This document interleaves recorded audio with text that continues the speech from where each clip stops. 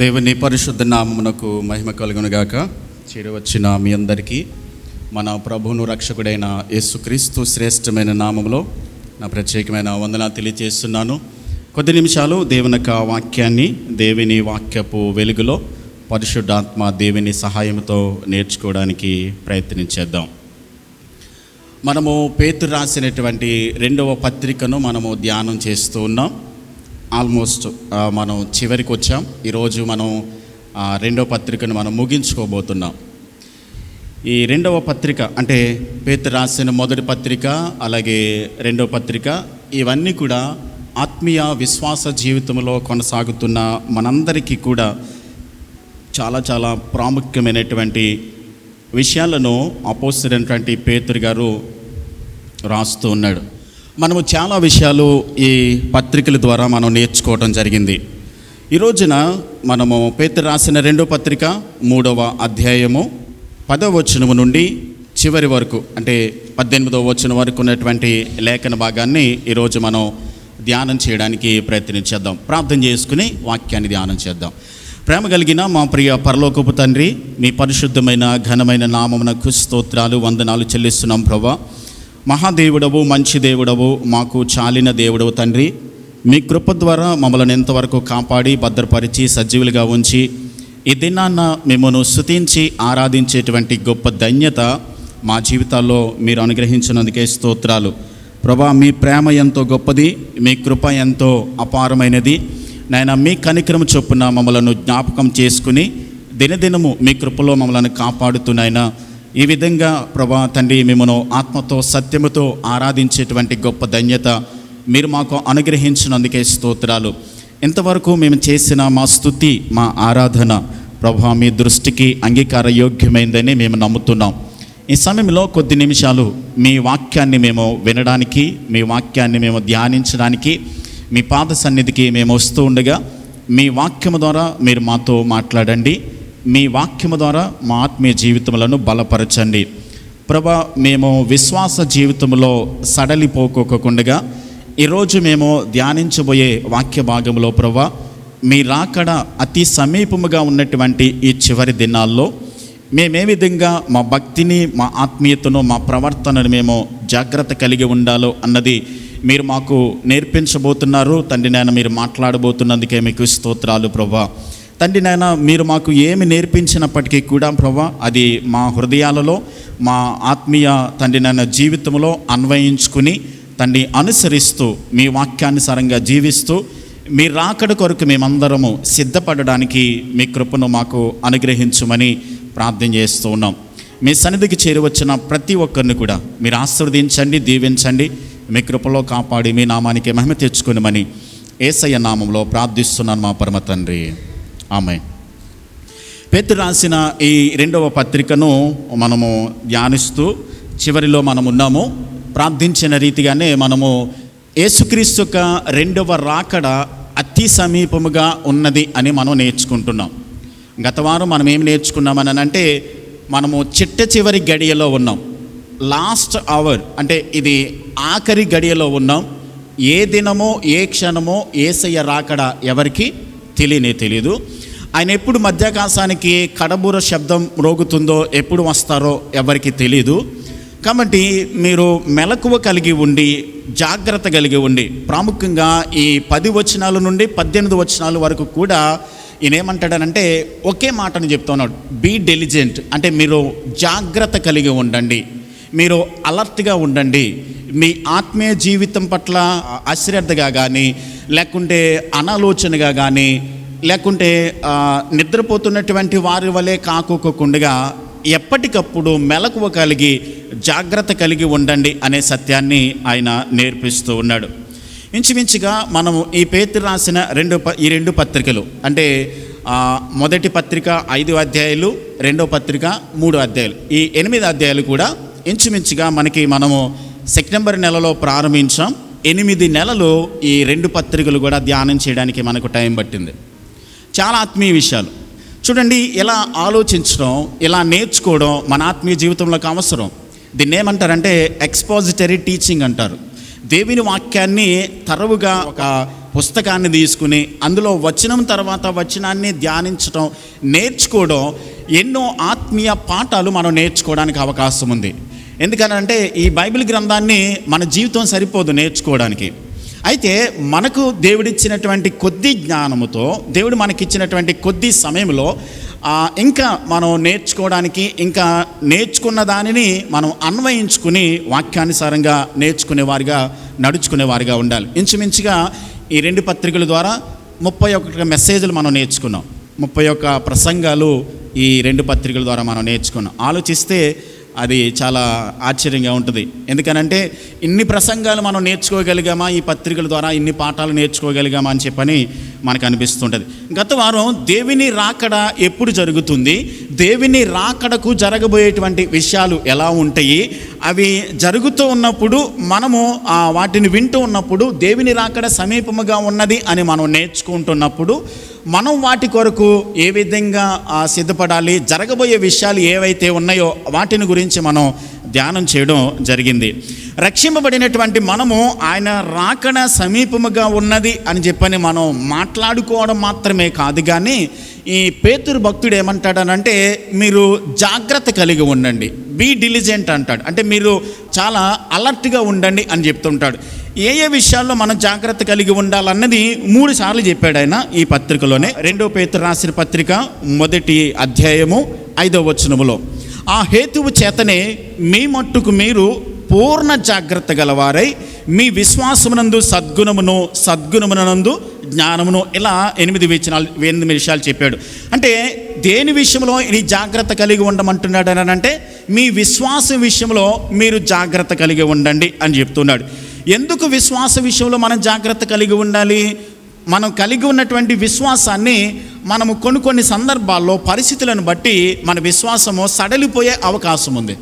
యేసుప్రభే చెప్పాడు ఏమన్నానంటే, నేను వచ్చే రాకడలో, అంటే యేసుప్రభుని అంగీకరించిన తర్వాత మొట్టమొదటి దినాల్లో ఏ విశ్వాసాన్ని అయితే మనం కలిగి ఉన్నామో అదే విశ్వాసము తుద ఊపిరి వరకు కూడా, అంటే ఆయన వచ్చే రాకడ వరకు కూడా, అలాగే మన ఊపిరి ఆగిపోయేంత వరకు కూడా స్థిరంగా ఉంటుందని ఆయన చెప్పలా. ఏమన్నాడనంటే లూకాసు వార్త 18వ అధ్యాయం 8వ వచనంలో, ఆయన వారికి త్వరగా న్యాయము తీర్చును, వారి విషయమే కదా ఆయన దీర్ఘశాంతము చూపుచున్నాడు, అయినను మనుష్య కుమారుడు వచ్చినప్పుడు భూమి మీద ఆయన విశ్వాసమును కనుగొనునా. చూడండి, ఆయన క్వశ్చన్ మార్క్ వేశాడు. అంటే ఆయన వచ్చే రాకడికి, నేను రాబోయే సమయానికి భూమి మీద అసలు విశ్వాసం ఉంటుందా అని అంటే అక్కడ నెంబర్ వేసి కింద ఆ విశ్వాసం, అంటే ఆ స్థాయిలో ఉండవలసినటువంటి విశ్వాసము మనం కొనసాగించగలుగుతామా?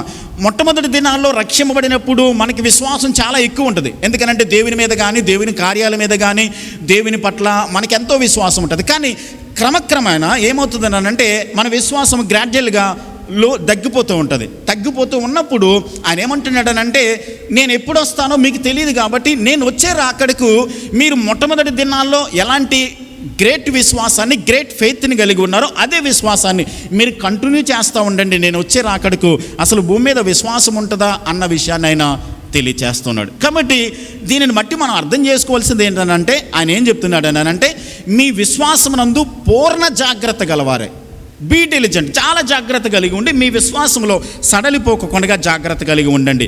రెండవది ఏంటనంటే పేతురు రాసిన 2వ పత్రికలోనే 1వ అధ్యాయం 10వ వచనం, చాప్టర్ 1 వెర్స్ 10లో, అందువలన సహోదరులరా మీ పిలుపును ఏర్పాటును నిశ్చయం చేసుకున్నటకు మరీ జాగ్రత్త పడుడి. అంటే ఆయన దేని గురించి మాట్లాడుతున్నాడు అంటే, మొట్టమొదట విశ్వాస విషయంలో జాగ్రత్త కలిగి ఉండండి. రెండవది ఏంటంటే అసలు మీ పిలుపు విషయం, అసలు దేవుడు మిమ్మల్ని పిలిచాడు, మిమ్మల్ని ఏర్పాటు చేసుకున్నాడు, మీ పిలుపు నిశ్చయమైనదని, ఖచ్చితమైనదని, ఆయన తన ప్రణాళిక చొప్పున మిమ్మల్ని పిలుచుకున్నాడనేటువంటి పిలుపు నిమిత్తం మీరేం కలిగి ఉండాలి? జాగ్రత్త కలిగి ఉండాలి అని ఆయన చెప్తూ ఉన్నాడు. అలాగే 3వ విషయాన్ని, అంటే 2 పద్ధతుల్లో చెప్పాడు ఆయన. 3వ అధ్యాయంలో 12వ వచనం, చాప్టర్ 3 3వ అధ్యాయము 12వ వచనం, చాప్టర్ 3 వెర్స్ 12, 12వ వచనం, 3వ అధ్యాయం 12వ వచనం.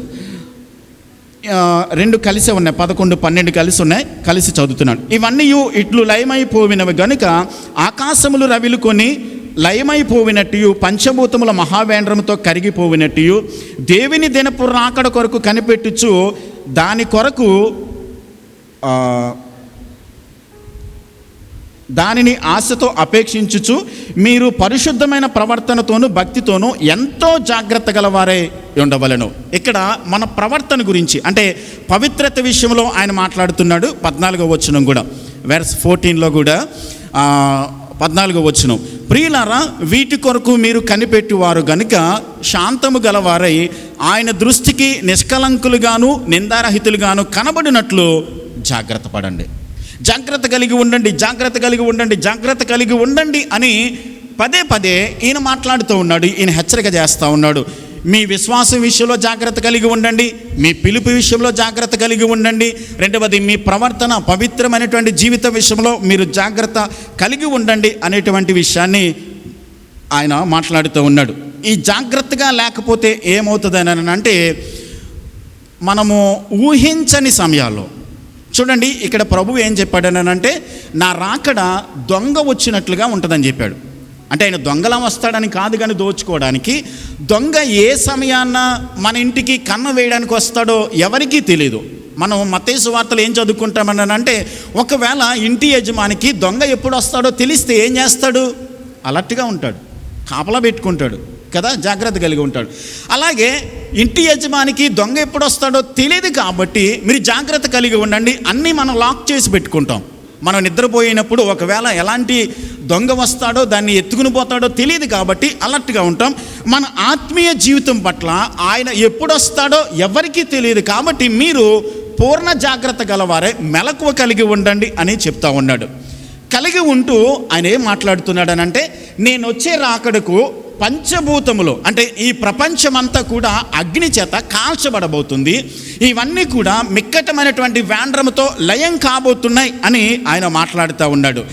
ఇలా మాట్లాడుతూ ఈ విషయాన్ని మాట్లాడుతూ కేవలం పేతురు భక్తుడే మాట్లాడలేదు, పాత నిబంధనలో కూడా కొంతమంది ప్రవక్తలు మాట్లాడారు. మలకీ గ్రంథము 4వ అధ్యాయం 1వ వచనం, మలాకీ చాప్టర్ 4 వెర్స్ 1లో ఆయన గ్రంథకర్త మలాకీ గ్రంథకర్త ఇలా రాశాడు. చూడండి, మలాకీ గ్రంథము 4వ అధ్యాయము 1వ వచనం, ఏలయనగా నియమింపబడిన దినము వచ్చుచున్నది, కొలిమి కాలినట్లు అది కాలును, గర్విష్ఠులందరూ దుర్మార్గులందరూ కొయ్య కాలువలే ఉందురు, వారిలో ఒకనికి వేరైనను చిగురైనను లేకుండా రాబో దినము అందరినీ కాల్చివేయనని సైన్యములకు అధిపతియగు యెహోవా సెలవిచ్చుచున్నాడు. అంటే ఆ మహాదినము, ఆ ఏర్పరచబడినటువంటి నియమింపబడినటువంటి దినం వచ్చుచున్నది, అది కొలిమి కాలునట్లుగా కాలబోతుంది.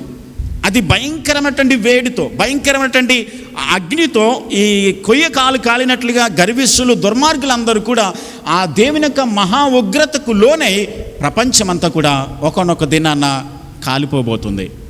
ఇది వాస్తవం.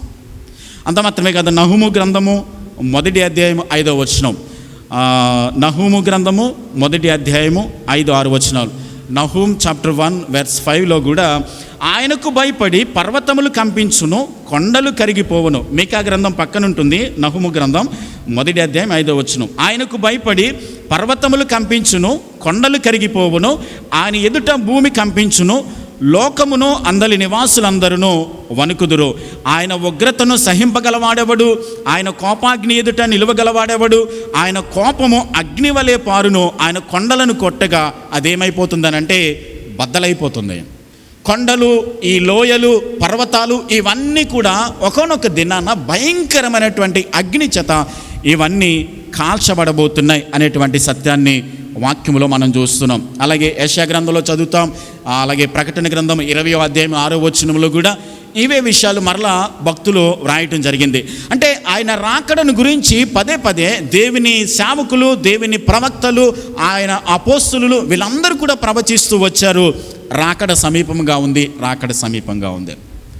అయితే మరి మనము ఎంతో కాలంగా మాట్లాడుకుంటున్నాం, ఎన్నో సంవత్సరాలుగా యేసయ్య వస్తాడు, యేసయ్య వస్తాడు అన్న సత్యాన్ని దేవుని సేవకులు సంవత్సరాల తరబడి మనకు బోధ చేస్తూ ఉన్నారు. కానీ ఇంకా రాలేదే, ఇంకా జరగలేదే.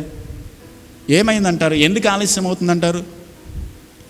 ఎందుకని ఆలస్యం చేస్తున్నాడు? 9వ వచనం చదువుదాం, 3వ అధ్యాయం 9వ వచనం.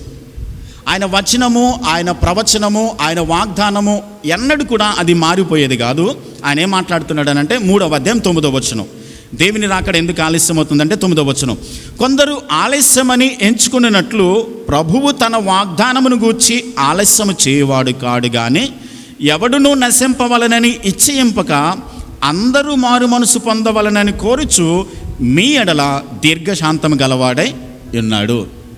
ఆయన కొంతమంది మాత్రమే రక్షణలోకి రావాలి, కొంతమందిని మాత్రమే నేను పరలోకానికి తీసుకుని వెళ్తాను, మిగతా వారిని నరకానికి త్రోసేస్తానని అనట్లా. ఆయన ఏమంటున్నాడనంటే అందరూ మారు మనసు పొందాలని, అందరూ రక్షింపబడాలని, అందరూ కూడా నా రాజ్యంలో ఉండాలన్నటువంటి కోరిక ఎవరు కలిగి ఉన్నారు? దేవుడు కలిగి ఉన్నాడు. అయితే అందరూ మారు మనసు పొందాలని ఆయన దీర్ఘశాంతం చూపిస్తూ ఉన్నాడు. మారు మనసు పొందడానికి చాలామంది వాయిదాలు వేస్తూ ఉన్నారు, చూద్దాంలే అని అంటున్నారు, ఇంకా వయసు రాలేదులే అని అంటున్నారు, వయసు గతించిన తర్వాత మీద పడిన తర్వాత చూద్దాంలే అని అంటున్నారు.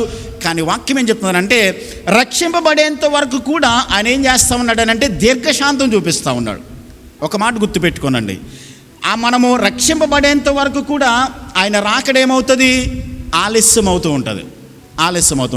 ఇక్కడ ఇంకొక మాట, కొంతమంది అనుకోవచ్చు, నేను ఇంకా రక్షింపబడలేదు కాబట్టి నా కోసమే దేవుడు ఇంకా దీర్ఘశాంతం చూపిస్తున్నాడు, ఇంకా ఆలస్యం చేస్తున్నాడు అని ఇంకా మనం వాయిదాలు వేయొచ్చేమో. కానీ అలాంటి వారి గురించి ఒక వచనం చదువుతాను. రోమపత్రిక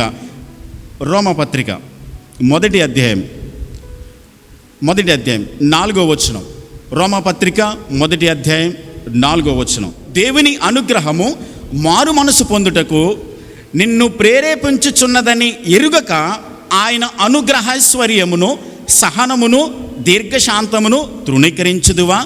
నీ కాఠిన్యమును మార్పు పొందని నీ హృదయమును అనుసరించి ఉగ్రత దినమందు, అనగా దేవుని న్యాయమైన తీర్పు బయలుపరచబడి దినమందు నీకు నీవే ఉగ్రతను సమకూర్చుకొనుచున్నావు. దేవుడేమంటున్నాడు తెలుసా? ఆయన దీర్ఘశాంతం చూపిస్తున్నాడు అందరూ రక్షింపబడాలని. రక్షింపబడిన వారి కోసం ఇంకా ఆయన దీర్ఘశాంతం చూపిస్తూ ఉన్నాడు.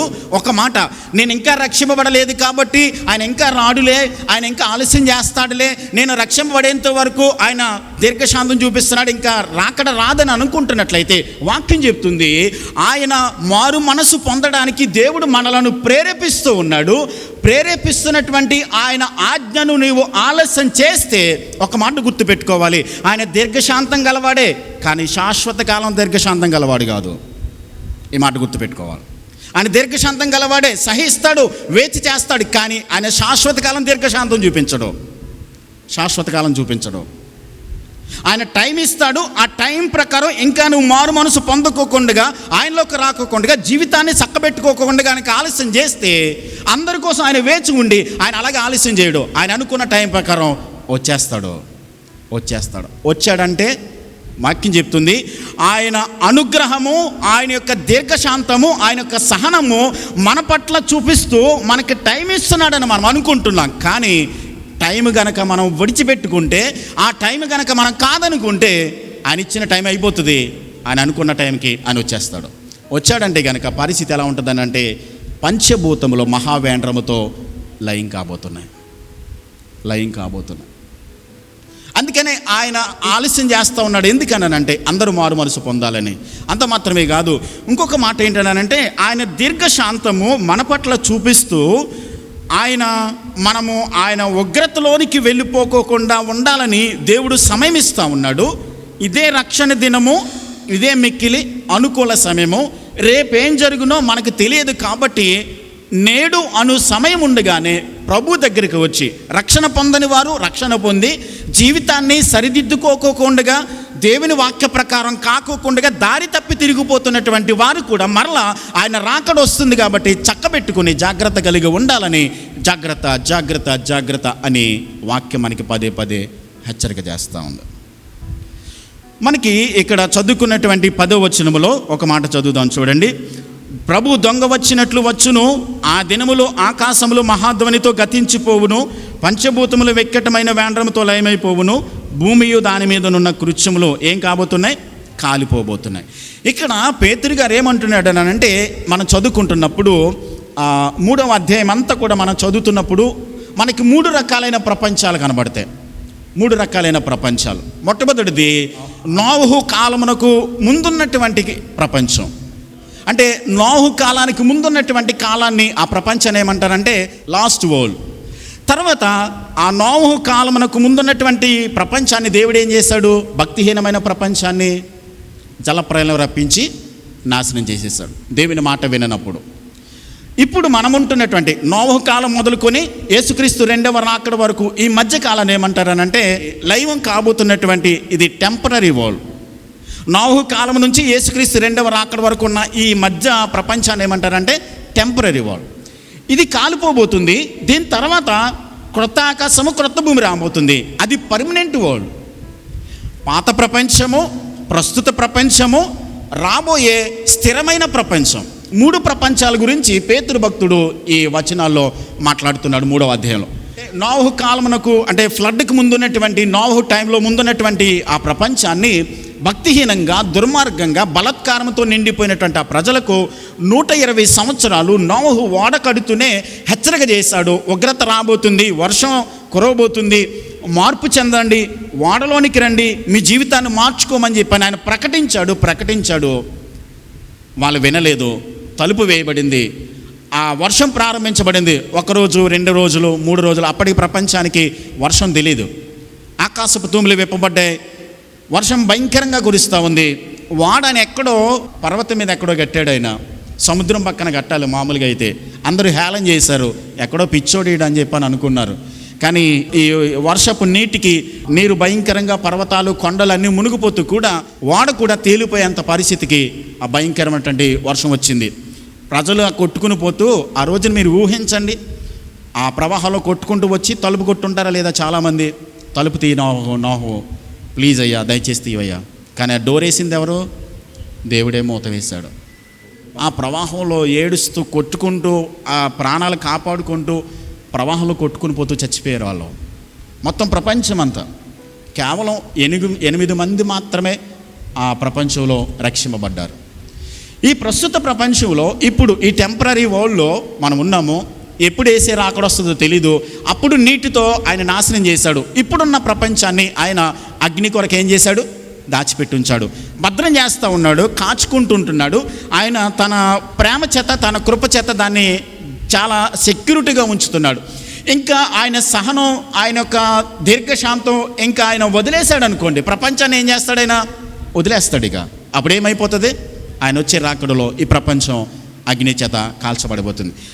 ఈ టెంపరరీ ప్రపంచంలో, ఈ టెంపరరీ వరల్డ్లో ఎవరైతే దేవుని యందు విశ్వాసం ఉంచి జాగ్రత్త కలిగి ఉంటారో పర్మనెంట్ ప్రపంచం ఒకటి ఉంది, అది తరిగిపోయేది కాదు. ఈ లాస్ట్ వరల్డ్లో అంటే ఫ్లడ్కి ముందు ఉన్నటువంటి నోవహు కాలంలో ఉన్నటువంటి ప్రపంచంలో నీతి లేదు. ఇప్పుడున్నటువంటి ప్రపంచంలో నీతి లేదు. కానీ దేవుని రాజ్యంలో ఆ పర్మనెంట్ ప్రపంచంలో ఏముండబోతుంది? నీతి నివాసం ఉండబోతుంది, సమాధానం ఉండబోతుంది.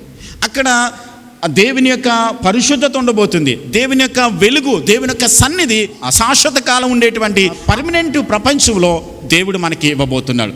ఈ 3 ప్రపంచాల్లో ఇక్కడ కూడా చాలా సిమిలారిటీస్ ఉంటాయి పాత ప్రపంచానికి, ఇప్పుడున్న ప్రపంచానికి. చూడండి, అప్పుడు నీటి ద్వారా ఆయన నాశనం చేశాడు, ఇప్పుడు అగ్ని చేత దాన్ని దహించబోతూ ఉన్నాడు ఈ ప్రస్తుత ప్రపంచాన్ని. అప్పుడు చాలామంది కూడా ఆ ప్రవాహంలో కొట్టుకుని పోయారు. ఆ దేవుని వాక్యాన్ని వాళ్ళు లెక్క చేయలేదు, వినలేదు. ఇప్పుడు కూడా వాక్యం చెప్తున్నప్పటికీ కూడా చాలామంది ఏం చేస్తారు? తృణీకరిస్తారు, వినరు, తలకెక్కదు చాలామందికి. రక్షింపబడయ్యా, దేవుల్లోనికి రావయ్యా, ప్రపంచం నాశనం కాబోతుంది, వీడెవడో పిచ్చోళ్ళ ఉన్నాడండి, ఎవడికి తెలుసండి పరలోకం ఉంది, నరకం ఉందని. నేను చాలాసార్లు సువార్త చెప్పడానికి వెళ్తున్నప్పుడు ఇలాంటి క్వశ్చన్సే నేను వింటా ఉన్నాను. ఎవడు చూసి వచ్చాడండి నరకం ఉందని? అంటే వాళ్ళకి అర్థం కాదు. అంటే ఈ ప్రపంచము అంతం కాబోతుంది అని మాట్లాడుతుంటే వయసు ఉంది కదా అనుభవించడానికి, జీవితం ఉంది కదా ఇంకా సుఖపడడానికి, జరగబోయే దాని గురించి దేని గురించో మాట్లాడుతున్నారని చెప్పని హేళన చేస్తారు. అప్పుడు కూడా నోవహును హేళన చేశారు, ఇప్పుడు కూడా ప్రపంచం హేళన చేస్తుంది, తిరస్కరిస్తుంది. అప్పుడు 8 మంది మాత్రమే రక్షింపబడ్డారు, ఇప్పుడు కూడా కొంతమంది మాత్రమే రక్షింపబడతారు. అది వాక్యం చెప్తున్న సత్యం. ఎందుకనంటే తృణీకరిస్తారు. కొంతమంది రక్షింపబడతారని అంటే అది ఆప్షన్ కాదు సుమా. దేవుడేమంటున్నాడు? అందరూ రక్షింపబడాలంటున్నాడు. కానీ ఎవరైతే ఆయన మాటకు విధేయత చూపిస్తారో వారు మాత్రమే రక్షింపబడతారో, వారు మాత్రమే దేవుని రాజ్యంలో ఉండగలుగుతారు. 12వ వచనం చదువుదాం. పేతురు రాసిన 2వ పత్రిక 3వ అధ్యాయం 12వ వచనం. అయితే ప్రభు దినము దొంగ వచ్చినట్లు వచ్చును, ఆ దినము ఆకాశములు మహాధ్వనితో గతించిపోవును, పంచభూతములు మిక్కటమైన వేండ్రముతో లయమైపోవును, భూమియు దాని మీదనున్న కృత్యములు కాలిపోవును. ఇవన్నీ అట్లు లయమైపోవినవి గనుక ఆకాశములు రవిలుకొని లయమైపోవినట్టు, పంచభూతములు మహావేంద్రముతో కరిగిపోవినట్టు.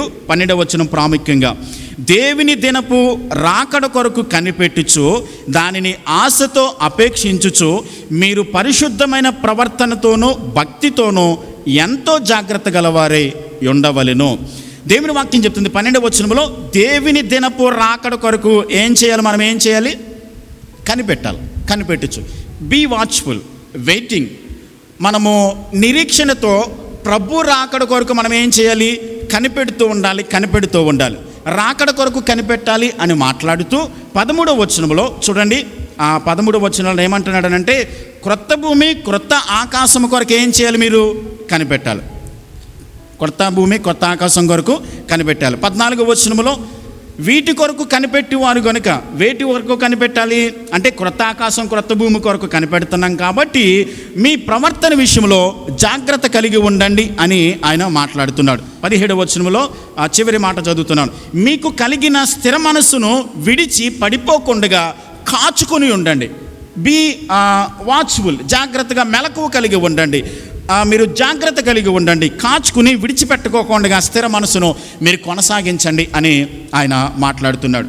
కనిపెట్టడం, దాని గురించి మనం మాట్లాడుకోవాల్సి వస్తే కనిపెట్టడం గురించి.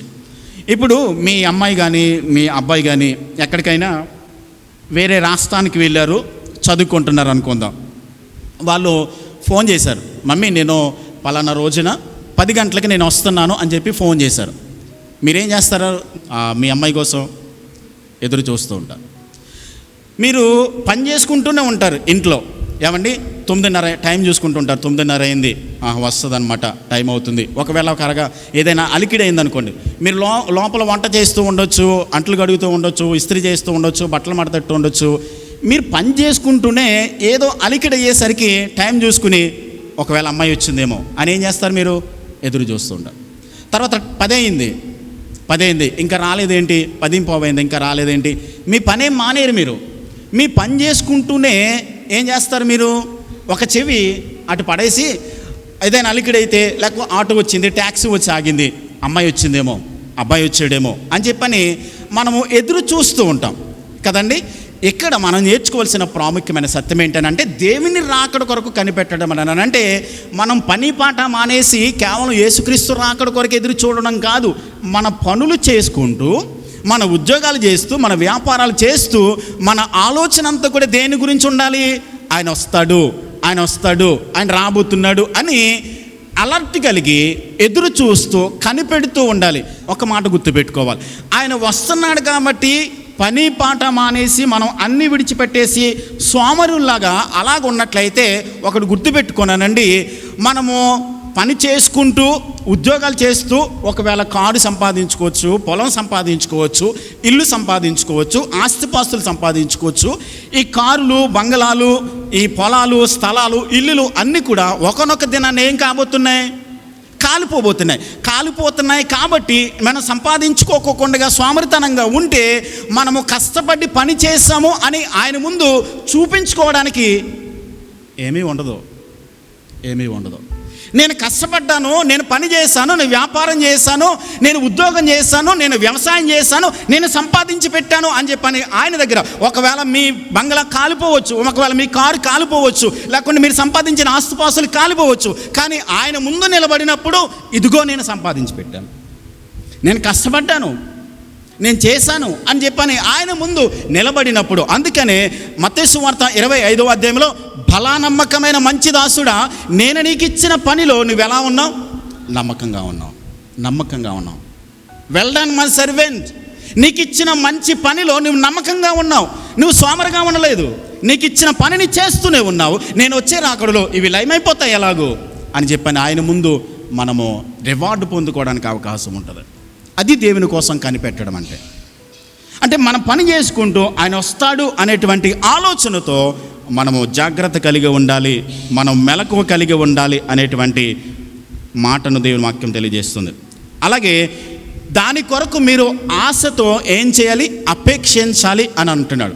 అపేక్షించుట అనే మాట ఏంటంటే, మనము దేవుని రాకడను మనము ప్రేమించేవారమై ఉండాలి. దేవుని రాకడను మనం ప్రేమించేవారు. ఎందుకు అపేక్ష కలిగి ఉండాలి? నిజానికి మనకు సంబంధించినటువంటి శాశ్వతమైనది ఎక్కడుంది? మనకి పరలోకంలో ఉంది. మన పేర్లు ఎక్కడ రాయబడ్డాయి? పరలోకంలో. మనకి రావాల్సిన బహుమతి ఎక్కడ పొందుకోబోతున్నాం? మనం పరలోకంలో కదా. మనకంటే ముందుగా మనం ప్రేమించిన మన ఆత్మీయులు ఈ లోకాన్ని విడిచిపెట్టి మనకంటే ముందుకు వెళ్ళిపోయారు. వాళ్ళు ఎక్కడున్నారు? పరలోకంలో ఉన్నారు. అంటే మనము అపేక్ష కలిగి ఉండడం దేనికోసం అనంటే, మనము పొందవలసిన శాశ్వతమైనది మనకి పరలోకంలో ఉంది కాబట్టి, మన బహుమతి కావచ్చు, మన ప్రియులైన వారు కావచ్చు, లేకుంటే మనము సంపాదించుకున్నటువంటి నిత్యమైన స్వాస్థ్యం కావచ్చు, లేకుంటే మనం పేరు జీవగ్రంథంలో రాయబడడం కావచ్చు, లేకుంటే దేవుడు మన కొరకు ఏర్పాటు చేసినటువంటి సమస్తం కావచ్చు, మన పౌరస్థితి, మన సిటిజన్షిప్ ఇక్కడ కాదు, ఇది కాదు. అందుకనే 2వ అధ్యాయం 11-14 వచనంలో అనుకుంటా, పేతురు రాసిన మొదటి పత్రిక 2వ అధ్యాయం 11 వచనంలో, ప్రియులారా మీరు పరదేశులను యాత్రికులనై ఉన్నారు. వీఆర్ ఏ ట్రావెలర్స్, వీఆర్ పిల్గ్రిమ్స్. మనం ఈ భూమి మీద మనము ప్రయాణికులం, యాత్రికులం. చూడండి, ప్రయాణం చేసేవారు ఏం చేస్తారు? బ్యాగ్ పూర్తిగా సర్దేసుకుని రెడీగా ఉంటారు కదండి. ఎక్కడికి వెళ్ళలేని వాళ్ళు ఏం చేస్తారు? రిలాక్స్గా టీవీ ఆన్ చేసుకుని సోఫాలో కూర్చొని టీవీ చూస్తూ ఉంటారు. కానీ ఎక్కడికైనా బయలుదేరి వెళ్ళిపోయేటువంటి వారు ఎలా ఉంటారు? సర్దేసుకుని ఇంకా వెళ్ళిపోదాం అన్నట్టుగా రెడీగా ఉంటారు అన్నమాట. అలాగే మన పరలోకపు పౌరస్థితి పరలోకమందున్నది. మన పేర్లు పరలోకంలో రాయబడ్డాయి. మనం కలుసుకోవలసినటువంటి నిత్య బహుమానం పరలోకంలో ఉన్నది. ఒక ఆయన ఏమంటాడనంటే, నేను పరలోకానికి వచ్చేది ఎందుకోసమన్నానంటే, నువ్వు నాకేదో బహుమతి ఇస్తావని కాదు, లేకుంటే నాకంటే ముందుగా వచ్చినటువంటి నా ప్రియులను నేను కలుసుకుంటానని కాదు, నా పేరు జీవగ్రంథంలో రాయబడిందని కాదు నేను వచ్చేది. అసలు నేను అక్కడికి వచ్చేది ఎందుకనంటే, నిన్ను చూస్తానని ఆయనను కలుసుకుంటాం. మనం ఆయన ముఖాన్ని చూస్తాం. ఇది గొప్ప అద్భుతమైనటువంటి సంగతి అండి. ఆ పరలోకానికి వెళ్తే అక్కడ దుఃఖము కానీ, వేదన కానీ, కన్నీరు కానీ ఏది కూడా అక్కడ ఉండదు. సమస్యలు అనేవి మన జీవితాలలో ఈ లోకంలో మనం అనుభవిస్తున్నాం, బాధపడుతూ ఉన్నాం, కొన్ని సమస్యలు మనం ఎదుర్కొంటున్నాం. కానీ ఇవన్నీ కూడా పరలోకంలో ఇవన్నీ మనం విడిచిపెట్టబోతున్నాం. ప్రభు అన్నాడు, పరలోకంలో మీ కొరకు ధనం కూర్చుకోనండి. అక్కడ శాశ్వతమైన ధనం మనకి ఎక్కడుంది? పరలోకంలో ఉంది. అందుకనే అపోస్తలుడైన పౌలు గారు ఏమంటాడంటే, ఫిలిప్పీ పత్రిక 1వ అధ్యాయం 21వ వచనం ఒకసారి చదువుదాం చూడండి. ఫిలిప్పీ పత్రిక 1వ అధ్యాయం 21వ వచనం, నా మట్టుకైతే బ్రతుకుట క్రీస్తే, చావైతే నాకు లాభం. ఎందుకంటున్నాడు ఈయన? ఈ భూమి మీద నేను బ్రతికుండడం మంచిదే, కొంతకాలం మీకు సువార్త చెప్పడానికి, వాక్యం ప్రకటించడానికి మంచిదే. కానీ నేను భూమి మీద ఎంత తొందరగా వెళ్ళిపోతే అంత మంచిది. ఎందుకని? నాకు అక్కడ శాశ్వతమైన రాజ్యం ఉంది, శాశ్వతమైన నివాసం ఉంది. దానికోసం మనం జాగ్రత్త కలిగి ఉండాలి. చూడండి, పరలోకాన్ని గురించి అపేక్ష కలిగిన వారి యొక్క జీవితం మిగతా వాళ్ళ జీవితంలా ఉండదండి, అందరిలాగా ఉండదు. ఎందుకనంటే మనం ఇప్పుడే మాట్లాడుకున్నాం, ప్రయాణం చేయడానికి సిద్ధపడి ఉండేటువంటి వాళ్ళు అలర్ట్గా ఉంటారు, తొందరగా రెడీ చేసుకుంటారు, అన్నీ సిద్ధపడి చేసుకుంటారు. అక్కడికి వెళ్ళిన తర్వాత ఎక్కడెక్కడ ఏది కావాలన్నది అన్నీ సమకూర్చి పెట్టుకుంటాం. ఇప్పుడు మనం ఏదైనా విదేశాలకు వెళ్ళాలనుకున్నాం అనుకోండి, విదేశాలకు వెళ్ళాలనుకున్నప్పుడు మొట్టమొదట ఏం చేయాలి? పాస్పోర్ట్ చేయించుకోవాలి. పాస్పోర్ట్ చేయించుకున్న తర్వాత వీసాకి అప్లై చేయాలి. వీసాకి అప్లై చేసిన తర్వాత, వీసా వచ్చిన తర్వాత మెడికల్ చేయించుకోవాలి, ఇక్కడ పీసీసీ చేయించుకోవాలి, మన వీసా స్టాంపింగ్ అవ్వాలి, ఇమిగ్రేషన్ అవ్వాలి. ఇవన్నీ అయిన తర్వాత మన ఫ్లైట్ ఎక్కి టికెట్ తీసుకుని అక్కడికి వెళ్ళాలి.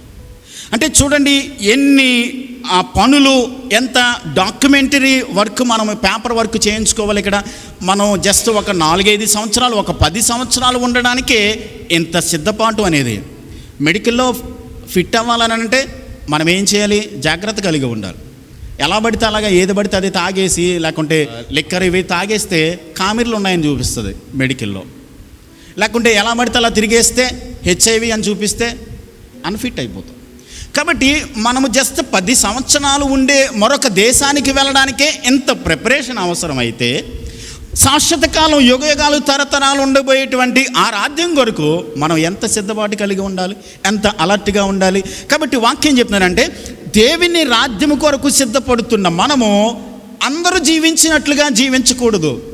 నిజంగా అపేక్ష కలిగినటువంటి వారు, ఆ దేవుని రాజ్యము కొరకు తపన కలిగి నిరీక్షణ కలిగి దానిని ప్రేమించేవారు అందరూ బ్రతికినట్టుగా బ్రతకడానికి వారు ప్రయత్నించారు.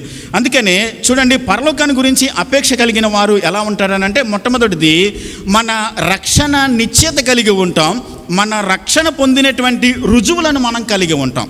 దేవుడు నన్ను రక్షించుకున్నాడు, నేను రక్షింపబడ్డాను, ఆయనకు చెందినటువంటి వ్యక్తిని, ఆయన నన్ను రక్షించుకున్నాడు కాబట్టి ఆయనకు సంబంధించినటువంటి వానని చెప్పని మన రక్షణ విషయంలో నిశ్చయత కలిగి ఉంటాం. ఇప్పుడే మనం చదువుకున్నాం, పేతురు రాసిన 2వ పత్రిక 1వ అధ్యాయం 10వ వచనంలో, ప్రియులారా మీ పిలుపును మీ ఏర్పాటును కూడా మీరు ఏం చేయాలి? నిశ్చయం చేసుకోనండి, నిశ్చయత కలిగి ఉండండి. నిజంగా నేను రక్షింపబడ్డాననేటువంటి నిశ్చయత కలిగిన వారు మాత్రమే పరలోకానికి వెళ్తారు సుమా, గుర్తుపెట్టుకోనండి. రక్షింపబడ్డాను అనేటువంటి నిశ్చయత, బాప్తిసం పొందితేనే రక్షింపబడ్డట్టు కాదు సుమా, గుర్తుపెట్టుకున్నాను. బాప్తిసం ఒకటే రక్షణకు రుజువు కాదు. మనం రక్షింపబడ్డాము అనడానికి రుజువు ఏంటంటే బాప్తిసం. కానీ మనం ఏం చేస్తామనంటే బాప్తిసం తీసుకుంటేనే రక్షింపబడ్డట్టు అనుకుంటాం. కాదు, రక్షణ అనేది మన అంతరంగములో దేవునితో మనం ఎన్కౌంటర్ అవ్వాలి. నేను పాపం చేశాను, నా ప్రతి పాపము కొరకు ఆయన సిలువలో ప్రాణం పెట్టాడు, నేను పాపినని గ్రహించి ఆయన దగ్గరికి వచ్చి నా పాపం నిమిత్తం పశ్చాత్తాపడి ఒప్పుకొని దానిని విడిచిపెట్టి ఇంకా గతంలో చేసిన పాపాన్ని మరలా తిరిగి చేయకుండా ఆయన కొరకు నమ్మకంగా ఎప్పుడైతే నేను బ్రతుకుతూ ఉన్నానో, తీర్మానించుకున్నానో, ఇంకా పాపం వైపు వెళ్ళనని నేను నిశ్చయించుకున్నానో, అప్పుడు ఆ వ్యక్తి రక్షింపబడ్డట్టు అర్థం. బాప్తిసం పొందిన తర్వాత కూడా ఇంకా అబద్ధాలు మానకుండగా, ఇంకా వ్యభిచారం మానకుండగా, ఇంకా మోసాలు మానుకోకుండా సంఘానికి వస్తూ బాప్తిసం పొందినప్పటికీ కూడా ఈ పనులన్నీ చేస్తున్నాడంటే దాని అర్థం ఏంటో తెలుసా? రక్షింపబడ్డాడంటారా? రక్షింపబడ్డా. ములిగాడంతే, నీటిలో ములిగాడంతే, పాస్టర్ గారు ముంచాడు, రక్షింపబడ్డా. ఎవరు రక్షింపబడ్డారు? తన జీవితాన్ని పూర్తిగా మార్చుకుని, తన జీవితాన్ని పూర్తిగా టర్న్ చేసుకుని కంప్లీట్గా ఆయన వైపు తిరిగి 180 degrees పూర్తిగా తిరగడం అనమాట. ఆయన వైపు తిరగడం అంటే లోకం వైపు, లోకానికి నా వెనుక భాగాన్ని చూపించి ఆయన వైపు నా ముఖాన్ని చూపిస్తూ ఆయన వైపు చూడడమే. కాబట్టి అది రక్షింపబడడం అంటే. కాబట్టి ఇప్పుడు రక్షణ నిశ్చయతని కలిగిన వారు అపేక్ష కలిగిన వారు. రెండవది ఏంటనంటే, పరలోకాన్ని గురించి అపేక్ష కలిగినటువంటి వారు తన ప్రవర్తన విషయంలో జాగ్రత్త కలిగి ఉంటారు, పాపానికి దూరంగా జీవిస్తారు. చూడండి, మనం 12వ వచనంలో చదువుకున్నాం, మీరు పరిశుద్ధమైన ప్రవర్తనతోనూ భక్తితోనూ ఎంతో జాగ్రత్త గలవారై ఉండండి, జాగ్రత్త కలిగిన వారై ఉండండి. అలాగే 14వ వచనంలో కూడా మీరు ఆయన దృష్టికి నిష్కలంకులుగాను నిందారహితులుగాను కనబడినట్లుగా ఆయన ఎదుట ఎలా ఉండాలి? నిందారహితులుగా, పవిత్రమైన జీవితాన్ని. ఇప్పుడు మనము మన పిలుపు విషయంలో నిశ్చయత కలిగి ఉన్నప్పుడు, మన ప్రవర్తన విషయంలో నిజంగా ఆయన వస్తాడు అని మనం ఎదురు చూస్తున్నట్లయితే మనలో ఏం కనబడుతుంది అంటే పవిత్రమైన జీవితం కనబడుతుంది, పరిశుద్ధమైన జీవితం కనబడుతుంది. మన జీవితంలో పవిత్రత లేకపోతే ఒక మాట గుర్తుపెట్టుకోనండి, పరిశుద్ధత కలిగిన వారు మాత్రమే ప్రభువును చూస్తారు. పరిశుద్ధత లేకుండా ఎవడు ప్రభువును చూడలేడు. హృదయ శుద్ధి గలవారు మాత్రమే దేవుని చూస్తారు. గుర్తుపెట్టుకోనండి. అంటే ఆయన దృష్టిలో, ఆయన రాజ్యంలో ఆయనతో పాటు ఉండాలని అంటే ఆయన పరిశుద్ధుడు కాబట్టి మీరును సమస్త విషయాలు ఎలా ఉండాలి? పరిశుద్ధంగా ఉండాలి. కాబట్టి పరిశుద్ధమైనటువంటి ప్రవర్తన లేకోకుండా, అంటే నిజంగా ఆయన వస్తున్నాడు, ఆయనని నేను ఎదుర్కోవాలి అనే అపేక్ష, అలాంటి తృష్ణ కలిగినటువంటి వారిలో వారి ప్రవర్తన విషయమై ఎలా ఉంటారంటే పవిత్రంగా తమ జీవితాన్ని కాపాడుకోవడానికి ప్రయత్నం చేస్తారు, పవిత్రంగా కాపాడుకోవడానికి. అలాగే రోమపత్రిక 8వ అధ్యాయం 5వ వచనంలో కూడా, రోమీలకు రాసినటువంటి పత్రిక, రోమన్స్ చాప్టర్ 8 verse 5లో, శరీరానుసారులు శరీర విషయముల మీద మనస్సునుంతురు, ఆత్మానుసారులు ఆత్మ విషయముల మీద మనస్సునుంతురు. శరీరానుసారమైన మనస్సు మరణము. కాబట్టి ఇది వాక్యం సెలవిస్తూ ఉంది. మనము శరీరానుసారులమా లేకుంటే ఆత్మ సంబంధంగా నడుచుకుంటున్నామా అన్నది ఒక్కసారి మనల్ని మనమే పరీక్షించుకోవాలి, పరిశీలించాలి. ఆయన కొరకు అపేక్ష కలిగినటువంటి వారు, దేవుని రాకడ కొరకు అపేక్ష కలిగినటువంటి వారు, మొట్టమొదటిది వారు రక్షణ నిశ్చయత కలిగి ఉంటారు. రెండవది తమ ప్రవర్తన విషయంలో పరిశుద్ధంగా బ్రతుకుతారు. మూడవది ఆయన రాకడ కొరకు ఎదురు చూసేటువంటి వారిలో కనబడేటువంటి మూడవ లక్షణం ఏంటనంటే వారికి శ్రమలు వచ్చినా, నిందలు వచ్చినా, అవమానాలు వచ్చినా, కష్టాలు ఎదురైనప్పటికీ కూడా అవన్నీ కూడా తేలికగా అనుభవించడానికి ప్రయత్నం చేస్తాం, తేలికగా తీసుకుంటాం, టేక్ ఇట్ ఈజీగా తీసుకుంటాం మనకు వచ్చే శ్రమలన్నీ. చూడండి 2 Corinthians chapter 4 verse 17. 2 Corinthians chapter 4 verse 17. 2 కొరింథీ పత్రిక 4వ అధ్యాయం 17వ వచనం. మేము దృశ్యమైన వాటిని చూడక అదృశ్యమైన వాటినే నిదానించి చూచుచున్నాము. దృశ్యమైనవంటే మాకు కనబడుతున్న వాటిని, కాబట్టి మేము వీటిని చూడక అదృశ్యమైన వాటిని నిదానించి చూచుచున్నాము. గనుక క్షణమాత్రముండు మా చులకని శ్రమ మా కొరకు అంతకంతకు ఎక్కువగా నిత్యమైన మహిమ భారమును కలుగచేయుచున్నది. ఎలయనగా దృశ్యమైనవి అనిత్యములు, అదృశ్యమైనవి నిత్యములు. అంటే కనబడుతున్నటువంటి మనకెదురయ్యే కష్టాలు, ఇబ్బందులు, శోధనలు, శ్రమలు ఇవన్నీ కూడా ఇవి ఎంతకాలం ఉంటాయి? కొద్ది కాలం మాత్రమే. ఇవన్నీ కూడా దేవుడు వీటన్నిటికీ ఫుల్ స్టాప్ పెట్టే రోజు ఒక రోజు వస్తుంది. ఆయన మధ్యాకాశానికి వచ్చాడంటే మనం ఎత్తబడతాం. ఇక ఈ శ్రమ, ఈ కష్టం, ఈ శోధన, ఇబ్బందులు, ఈ కన్నీరు ఇక్కడే వీటిని అన్నిటిని కూడా మనం ఏం చేస్తాం? విడిచిపెట్టి వెళ్ళిపోతాం. నిత్యము ఆనందం, సంతోషం, నెమ్మది, సమాధానాన్ని ఆయనతో పాటు ఉంటాం. కాబట్టి కొద్ది కాలం ఉండేటువంటి ఈ చులకని శ్రమ మాకు నిత్యదేవాన్ని గూర్చినటువంటి అపేక్ష, కోరిక మాలో దినదినము కూడా, అంటే మేము పొందబోయే ఆ బహుమతి ముందు ఆ దేవుని ముఖాన్ని చూడబోయేటువంటి ఆ తేజస్సు కలిగినటువంటి ఆయనను కలుసుకునే దాని కొరకు కొద్ది కాలం మాకు ఎదురేటువంటి ఈ కష్టాలు, ఇబ్బందులు కూడా మేము ఈజీగా తీసుకుంటున్నాం. వాటిని మేము తేలికగా అనుభవించడానికి ప్రయత్నం చేస్తాం. ఒక ఆయన అంటాడు, పరలోకానికి వెళ్ళిన తర్వాత మొదటి గడియలోనే ఇక తన్మయంతో పట్టుకోలేక ఆనందముతో నిండిపోతామంట. ఏమంటే తెలుసా? ఒకవేళ ఆయన కోసం భూమి మీద ఉన్నప్పుడు నేను హతసాక్షిని అయిపోయినా పర్వాలేదు అనుకుంటామంట. అంటే ఆయనను కలుసుకునేటువంటి ఆ గొప్ప రాజ్యంలో వాటితో వీటిని పోల్చుకుంటే మనం అనుకుంటాం, ఆయన కోసం నేను ప్రాణం పెట్టినా పర్వాలేదు, భూమి మీద ఎలాంటి కష్టమైనా సరే నేను అనుభవించినా పర్వాలేదు, ఎందుకనంటే అక్కడ నాకు గొప్ప నిత్యమైన స్వాస్థ్యం ఉందని చెప్పని మనం ఎదురు చూస్తాం. మొట్టమొదటిది మన రక్షణ విషయంలో నిశ్చయత కలిగి ఉంటాం. రెండవది పవిత్రమైన ప్రవర్తన కలిగి ఉంటాం. మూడవది మనకు వచ్చే కష్టాలను కూడా మనం చాలా తేలికగా అనుభవిస్తాం. నాలుగవది ఏంటంటే పరలోకాన్ని గురించి అపేక్ష కలిగినటువంటి వారిలో 4వ లక్షణం ప్రాముఖ్యంగా సువార్త ప్రకటిస్తాం. మనం సువార్త ప్రకటిస్తాం. ప్రభు ఏం చెప్పాడంటే మత్తయి సువార్త 24వ అధ్యాయం 14వ వచనంలో, ఒకసారి తీయండి, చదువుదాం. మరియు ఈ రాజ్య సువార్త సకల జనులకు సాక్షార్థమై లోకమందంతటా ప్రకటింపబడును. అట్టు తర్వాత ఏమొస్తుంది? అంతం వస్తుంది. మరి సువార్త ఎవరు ప్రకటిస్తారు? దేవుని రాజ్యములోనికి నేను వెళ్ళాలి, ఆయనను కలుసుకోవాలి, నేను 2వ రాకడలో ఎత్తబడాలి అన్న అపేక్ష కలిగిన ప్రతి ఒక్కరు కూడా ఏం చేస్తారు? సువార్త ప్రకటిస్తారు. ఒక మాట, సువార్త ప్రకటించేటప్పుడు ఇక్కడ వాక్యం ఏం చెప్తుంది అంటే, ఈ సువార్త సాక్షార్థమై లోకమందంతట కూడా, ప్రపంచమంతా కూడా ఎప్పుడైతే సువార్త అందేస్తుందో ఇక ఆయన వచ్చేస్తాడు. గుర్తుపెట్టుకోనండి, ప్రపంచమంతా కూడా సువార్త ఎప్పుడైతే అందుతుందో ఆయన ఖచ్చితంగా మధ్యాకాశానికి వచ్చేస్తాడు. కానీ ఇంకా అందలేదు. ఇంకొక మాట, మనం ప్రకటించడం మన వంతు. వాడి నమ్మాడా నమ్మలేదా అది మ్యాటర్ కాదు. మీరు ప్రకటించండి, మీరు బోధించండి. ఈ రోజున నేను దేవుని సువార్త ప్రకటించడానికి వారానికి కనీసం 1 రోజు 2 రోజులు ఖచ్చితంగా ఒక టార్గెట్ పెట్టుకున్నాను. ఒక 60-70 మంది 100 మందికి వెళ్ళి సువార్త ప్రకటిస్తా ఉన్నాను. వ్యక్తిగత సువార్త. ప్రభు ఏం చెప్పాడు? మీరు సర్వలోకమునకు వెళ్ళి సర్వ సృష్టికి సువార్తను ప్రకటించండి, నమ్మిన వాడు రక్షింపబడతాడు, నమ్మని వాడికి శిక్ష విధించబడతాడు. చెప్పడం మన వంతు. వాళ్ళు విన్నారా, వాళ్ళని క్వశ్చనించారా, వాళ్ళు మనల్ని తిరస్కరించారా, మనల్ని కొట్టారా, మనల్ని అవమానపరిచారా? ఇంకొక మాట, ఈ రోజున చాలామంది కూడా సువార్త ప్రకటించకపోవడానికి గల కారణం ఏంటో తెలుసా? చెప్తే వాడు అంగీకరిస్తాడో లేదో, ఏమన్నా అంటాడేమో, లేకుంటే మనల్ని తిరస్కరిస్తాడేమో. ఒకవేళ వాళ్ళు ఏదైనా అంటే వాళ్ళు తిరస్కరిస్తే మన ఇగో దెబ్బతింటుందని చెప్పని చెప్పం మనం.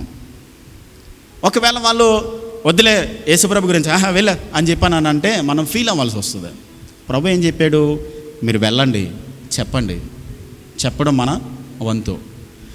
మీరు ఆలోచించండి, యేసుప్రభు కొరకు ఆయన 12 మంది శిష్యులు కానివ్వండి, అపోస్తులు కానివ్వండి, మిషనరీలుగా వచ్చినటువంటి వాళ్ళందరూ కూడా ఏం చేశారని అంటే, వాళ్ళు అవమానాన్ని భరించడానికి వాళ్ళు ఇష్టపడకపోతే, వాళ్ళు ఎవరైనా మనల్ని తిరస్కరిస్తే వీళ్ళు కొడతారేమో, తిడతారేమో, మనల్ని ఏమని అంటారేమో అని ఆలోచిస్తే వాళ్ళు మిషనరీస్గా వచ్చేవాళ్ళు కాదు. భారతదేశానికి వచ్చి ఏమండి బాప్టిస్ట్ వాళ్ళు కానివ్వండి, లూథరన్ వాళ్ళు కానివ్వండి, లేకుంటే ఈ ప్రొటెస్టెంట్లు కానివ్వండి, వీళ్ళందరూ కూడా ఈ బాపట్ల నుంచి శ్రీకాకుళం దగ్గర వరకు కూడా ఈ సముద్రం పక్కన ఉన్నటువంటి ప్రాంతాలన్నిటికీ కూడా సువార్త ప్రకటించుకుంటూనే వెళ్ళిపోయారు. బాప్టిస్ట్ వాళ్ళు, లూథరన్ వాళ్ళు, ఇలాగా వీళ్ళందరూ కూడా దేవుని వాక్యాన్ని తీసుకుని వచ్చి ప్రపంచ దేశాల నుండి వాళ్ళు వచ్చి మనకు సువార్త ప్రకటించి వాళ్ళ ఆస్తులు తీసుకువచ్చి ఇక్కడ ఖర్చు పెట్టి సువార్త చెప్పాలి, మనకి వెలుగు ప్రకటించాలి అనేటువంటి త్యాగం చేశారు వాళ్ళు. కొంతమంది ఇక్కడికి వచ్చిన వాళ్ళు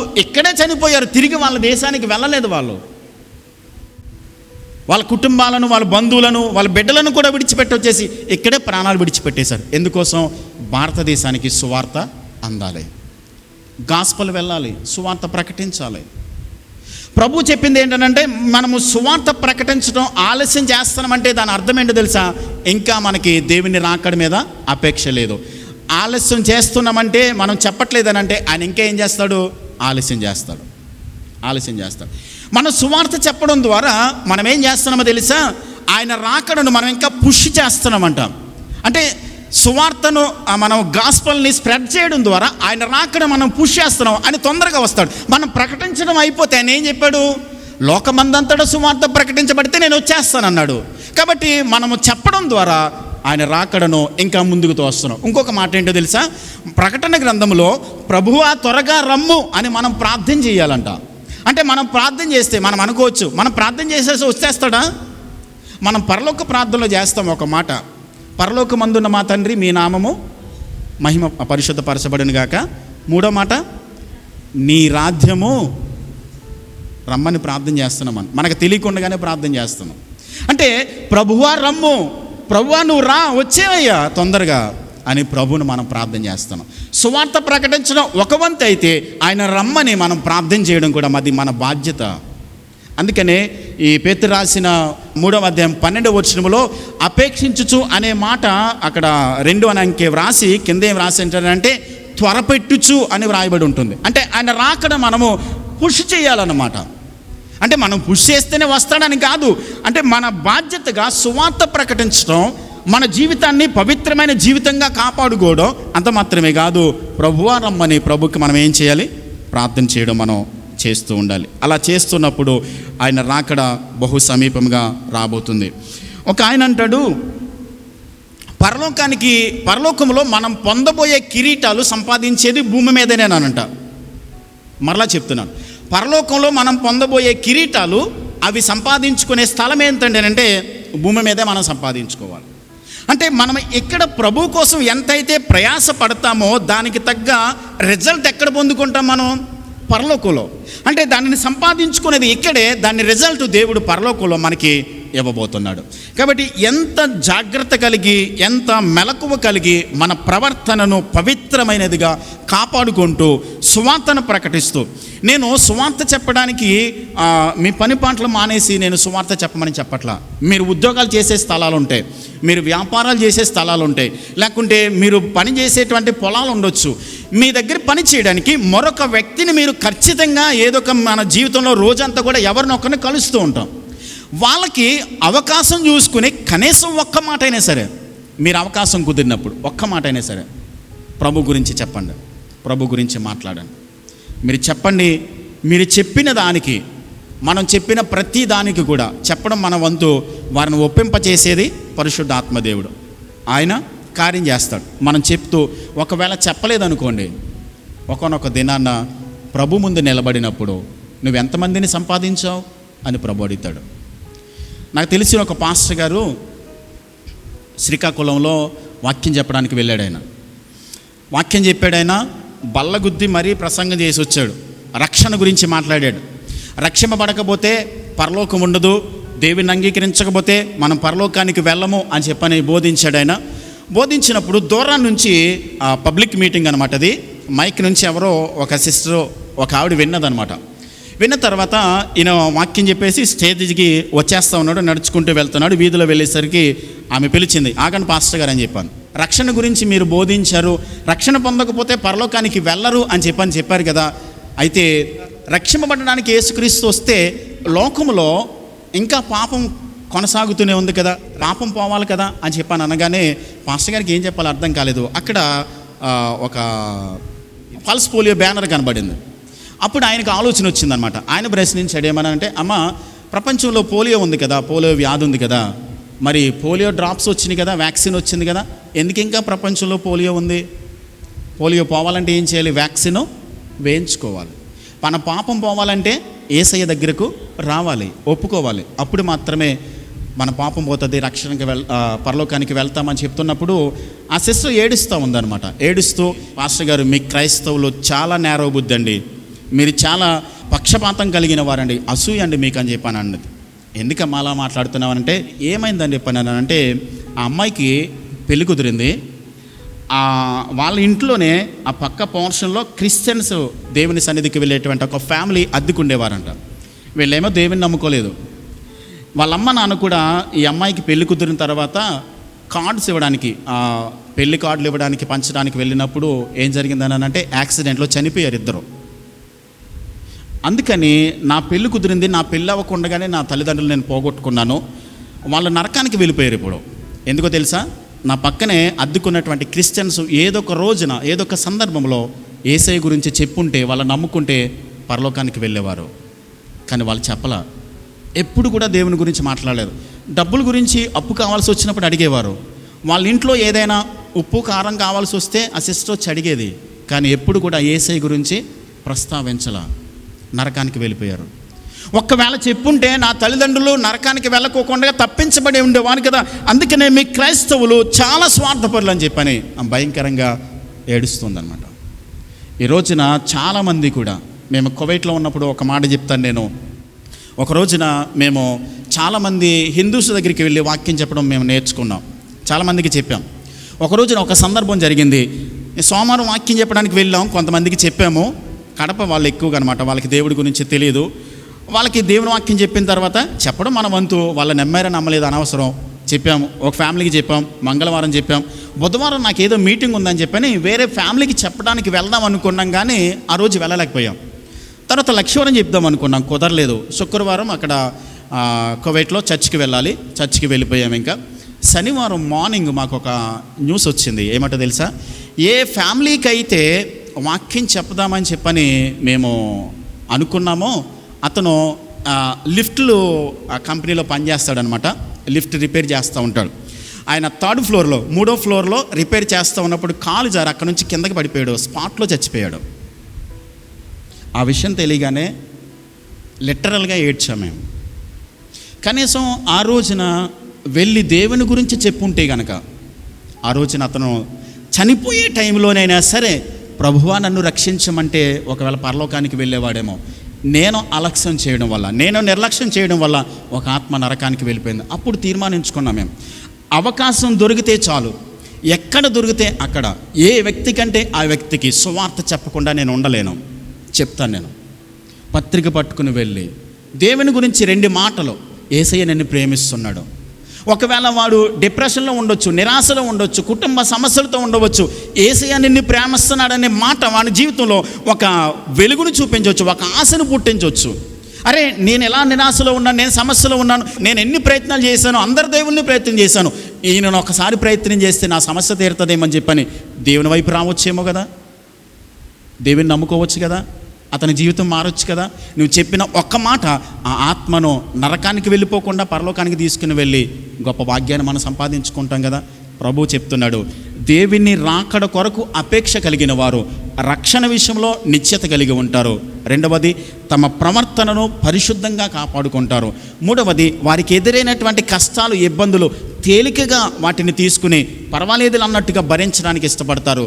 4వది సువార్త ప్రకటించడానికి సిద్ధపాటు కలిగి ఉంటారు. సువార్త చెప్పడం అది మన బాధ్యత, ఒక దేవుడు మనకిచ్చినటువంటి ఆ బాధ్యత. కాబట్టి మన జీవితాల్లో ఒక మాట గుర్తుపెట్టుకోనండి, నేను చెప్పిన ఈ 4 విషయాల్లో కనుక ఏది మనలో లేకపోయినా మనం ఇంకా రెడీగా లేం. కాబట్టి మనం ఆలోచించేద్దాం. ఆయన రాబోతున్నాడు, ఎప్పుడొస్తాడో తెలీదు, ప్రపంచం నాశనం కాబోతుంది. కాబట్టి చూద్దాంలే అని చెప్పని మన ప్రవర్తన గురించి అలక్ష్యం కలిగి, లేకుంటే సువార్త చెప్పడం నిర్లక్ష్యం చేసి, లేకుంటే ఈ శ్రమలను చూసి మన విశ్వాసాన్ని విడిచిపెట్టేసి వెనక్కి వెళ్ళిపోయి, ప్రభుని నమ్మినందుకు నాకు కష్టాలు వచ్చినాయని చెప్పని మనం వెనక్కి వెళ్ళిపోతే దేవుని వచ్చే రాకడలో మనం ఎత్తబడలేం, విడిచిపెట్టబడతాం. విడిచిపెట్టబడితే గనక నరకానికి వెళ్ళిపోవడం తప్ప ఇంకా వేరే దారేం లేదు. కాబట్టి మనం నమ్మింది, మనము ప్రభుని విశ్వాసం ఉంచింది, మనం ఆయనను సేవించేది ఎందుకోసం అని అంటే పరలోకానికి వెళ్ళడానికి, యుగయుగాలు తరతరాలు దేవుని రాజ్యంలో ఉండడానికి. పరీక్షించుకుందాం, పరిశీలించుకుందాం, మన జీవితాన్ని ఒక్కసారి పరిశీలించుకోవడానికి ప్రయత్నించేద్దాం. చివరిగా 18వ వచనంలో పేతురు గారు ఏమని చెప్తున్నాడు అంటే, దేవుని కృప చూడండి, మీరు దేవుని యొక్క కృపలోను 18వ వచనంలో మన ప్రభువును రక్షకుడైన యేసుక్రీస్తు అనుగ్రహించు కృపయందును జ్ఞానమందును అభివృద్ధి పొందండి, ఆయనకు ఇప్పుడును యుగాంత దినము వరకును మహిమ కలుగును గాక అని ఆయన మాట్లాడుతున్నాడు. మీరు కృపయందును జ్ఞానమందును మీరు అభివృద్ధి చెందండి. కృప ఏం చేస్తుంది అని అంటే మనం పాపంలో పడిపోకుండా కృప మనల్ని కాపాడుతుంది. జ్ఞానం ఏం చేస్తుంది అంటే, జ్ఞానం అంటే దేవుని వాక్యమే. దేవుని వాక్యము మనలను ఆయనకు మరింత దగ్గరగా రావడానికి సహాయపడుతుంటుంది. కాబట్టి కృపను మనం ఉపయోగించుకుంటూ పాపంలో పడిపోకుండా జాగ్రత్త కలిగి ఉండి, ఆయన యొక్క జ్ఞానములో దేవుని వాక్యాన్ని చదువుతూ, దేవుని వాక్యానికి లోబడి జీవిస్తూ మరింతగా దేవునికి దగ్గరగా రావడానికి ప్రయత్నం చేయాలి. ఒక మాట గుర్తుపెట్టుకోవాలి. అపోస్తలుడైన పౌలు గారు ఏమంటాడంటే 10వ అధ్యాయము 1 కొరింథీ పత్రిక 10:12లో, తాను నిలుచున్నానని తలంచుకున్న ప్రతి వాడు కూడా పడిపోకుండా జాగ్రత్తగా కాపాడుకోవాలి. నేను బాగానే ఉన్నాను, పర్వాలేదులే అని మనం అనుకోవచ్చు, కానీ ఎప్పుడు మన కాలు జారిపోతుందో అని మనకి తెలియదు. కాబట్టి జాగ్రత్త కలిగి ఉండి, అలర్ట్గా ఉండి, లోకము మనం పడిపోవడానికి చాలా మన ముందు ఆకర్షణలు ఉన్నాయి. భయంకరమైనటువంటి పాపలోకంలో మనం బ్రతుకుతున్నాం. మన పరిశుద్ధతను, మన నీతిని, మన యథార్థతను, భక్తిని జాగ్రత్తగా కాపాడుకుంటూ, జాగ్రత్త కలిగి ఉండి, మెలకువ కలిగి, ఆయన రాకడ కొరకు అపేక్ష కలిగి, నిరీక్షణతో ఎదురు చూస్తూ ఆయన రాకడలో ఎత్తబడే వారిగా ఉండాలని దేవుని వాక్యాన్ని బట్టి నేను తెలియజేస్తున్నాను. తలలు వంచండి, కళ్ళు మూయండి, ప్రార్థన చేద్దాం. Let's pray all together. కళ్ళు మూసుకున్నాం, ప్రార్థన చేద్దాం. ఒక్కసారి మనం తీర్మానం చేద్దాం. ఈరోజు దేవుని దగ్గర ఒక తీర్మానం చేసుకుని వెళ్దాం. నిజంగా మన రక్షణ నిశ్చయత మనకుందా? ఒక్కసారి మనం చెక్ చేసుకుందాం. నిజంగా మనలో పవిత్రమైన పరిశుద్ధమైన జీవితాన్ని కొనసాగిస్తున్నామా? ఒకసారి మనం పరీక్షించుకుందాం. ఈ లోకంలో ఎదురవుతున్న శ్రమలను, కష్టాలను చూసి మన విశ్వాసంలో వెనక్కి వెళ్ళిపోయామా? ఒకవేళ ఒకసారి చెక్ చేసుకుందాం. దేవుని రాజ్య సువార్తను ప్రకటిస్తున్నామా లేదా? మనల్ని మనమే పరీక్షించుకుందాం. ఈ 4 ఏది మన జీవితాల్లో లేకపోయినప్పటికీ కూడా దేవుని దగ్గర పశ్చాత్తాపడదాం, దేవుని దగ్గర ఒప్పుకుందాం. ఒకవేళ ఇంకా మన జీవితాలలో నిర్లక్ష్యంగా ఉన్నట్లయితే ఈరోజే ప్రభు దగ్గర పశ్చాత్తాపడి, ప్రభువా నాకు సహాయం చేయండి, ప్రభువా మీ రాకడ కొరకు నేను చేయాల్సిన పనులు ఏవైతే ఉన్నాయో వాటిని చేయడానికి నన్ను సిద్ధపరచమని ప్రభువుని అడుగుదాం, ప్రార్థన చేద్దాం. ఒకవేళ ఇప్పటికి ఇంకా రక్షింపబడినటువంటి వారు, రక్షణలోకి రాకోకుండా, బాప్తిసం పొందకుండా దేవుని రాజ్యానికి దూరంగా ఉన్న వారికి నేను ఒక హెచ్చరిక చేస్తూ ఉన్నాను. ఎప్పుడు దేవుని రాకడో మనకు తెలియదు. ఈ సమయంలోనే మన హృదయాలను ప్రభుకు సమర్పించి, ప్రభువా మీ రాజ్యంలో యుగయుగాలు తరతరాలు నేను కూడా ఉండాలని నేను ఆశపడుతున్నాను. నా జీవితం ముగించకముందే మిమ్మల్ని దేవునిగా, నా రాజుగా, నా ప్రభువుగా నేను అంగీకరించడానికి ఇష్టపడుతున్నాను. నాలోకి రండి, నా పాపాన్ని క్షమించనని ప్రభు దగ్గర ఒప్పుకొని మీరు పశ్చాత్తాపడి మీరు మారు మనసు పొంది దేవుని రాజ్యంలో రావడానికి ప్రయత్నించాలని వాక్యాన్ని బట్టి తెలియజేస్తున్నాను. తీర్మానించుకుందాం, ఒక తీర్మానం చేద్దాం. ప్రభు దగ్గర ఒక నిర్ణయం తీసుకుని దేవుని రాకడ కొరకు ఎదురు చూద్దాం. విడిచిపెట్టబడితే అంతకంటే దారుణమైన పరిస్థితి మరొకటి ఏముండదు. భయంకరమైన పరిస్థితి, నరకానికి త్రోసివేయబడటం తప్ప ఇంక వేరే దారేమీ లేదు. కాబట్టి ప్రభు దగ్గర పశ్చాత్తాపడుతూ ప్రార్థన చేద్దాం. ప్రేమ కలిగిన మా ప్రియ పరలోకపు తండ్రి, మీ శ్రేష్టమైన, ఘనమైన, మహోన్నతమైన నామమునకు స్తోత్రాలు, వందనాలు చెల్లిస్తున్నాం. ప్రభా మీ ప్రేమ ఎంత గొప్పదో అన్నది మీ వాక్యాన్ని మేము నేర్చుకుంటున్నప్పుడు మేము అర్థం చేసుకోగలుగుతున్నాం ప్రభా. ఎందుకంటే నరకానికి వెళ్ళిపోయేవారుగా కాకోకుండా మీతో యుగయుగాలు ఉండాలని ప్రభా మీరు ఆశపడుతూ మమ్మల్ని హెచ్చరిస్తున్నారు, మాతో మాట్లాడుతున్నారు. మా హృదయాలలో తండ్రి నాయన మీ వాక్యము తండ్రి నాయన మమ్మలను హెచ్చరిస్తున్నప్పుడు, మాట్లాడుతున్నప్పుడు మీ మాటకు లోబడి, మీ మాటకు విధేయత చూపించి నాయన ఏదైతే మేము సరి చేసుకోవలసి ఉన్నదో, ఎక్కడైతే మేము మార్పు చెందవలసిన పరిస్థితులు ఉన్నాయో ఆయా పరిస్థితులలో మార్పు చెంది మీ దగ్గరకు రావడానికి, మీ మార్గంలో నడవడానికి, మా ప్రవర్తన విషయంలో పవిత్రత కలిగి, సువార్త ప్రకటించే విషయంలో ప్రభా తండ్రి ఆసక్తి కలిగి, ఈ లోక శ్రమలను నా తండ్రి నేను తేలికగా వాటన్నిటిని తీసుకుని వాటిని ఎదుర్కొని మా రక్షణ నిశ్చయతను కలిగిన మీ రాకడ కొరకు ఆశతో, అపేక్షిస్తూ, నిరీక్షణతో ఎదురు చూడడానికి మీ కృప మాకు ఇవ్వండి. ఒకవేళ ఈ వాక్యం వింటున్నటువంటి వారిలో వెనక్కి వెళ్ళిపోయినట్లయితే, ఒకవేళ ఎక్కడైనా వారు తండ్రి నాయన మీకు దూరంగా ఉన్నట్లయితే క్షమించండి, కృపనివ్వండి. మరొక అవకాశాన్ని ఇచ్చి తండ్రి నాయన మీ చిత్తంలో నడవడానికి, మీతో సహవాసంలో కొనసాగడానికి మీ కృపనివ్వండి. చేయి పట్టి నడిపించండి.